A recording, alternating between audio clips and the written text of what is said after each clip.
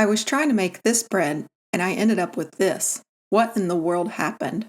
Well, I failed to proof my yeast, which proved to be a disaster. What could I have done differently? Well, it's a very simple process, and let me show you. Hello and welcome to Jackson's Job, where I pretend to know what I'm doing. The first thing you need is really warm liquid. It can be water, milk, whatever the liquid is in your recipe. And you want it to be fairly warm but not hot. For any type of yeast, I'm always going to feed it with some sugar or flour. If the recipe doesn't have sugar in it, I use a little bit of flour. Then I'm going to add in my instant dry yeast, and I'm going to mix it together to see if it's viable or not.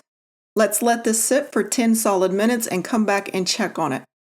Unfortunately, this yeast is no longer viable. I do see a little bit of movement, but not quite enough to make the bread strong.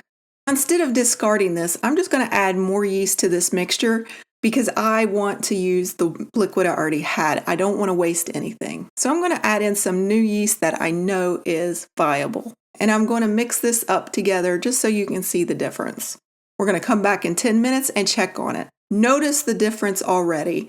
There's this nice foamy texture on top, and if you tilt the bowl, you can really see it. And as I'm swirling this around, I have this strong yeasty smell in my kitchen. This is good and ready to go to the next step. Now, many people tell you you have to dissolve the yeast and you have to feed it with sugar or flour. Let's find out. Here is yeast hydrated only with water. I'm not even going to stir it. I'm going to put it right on top, and we're going to come back 10 minutes later. Look at this, it foamed up beautifully.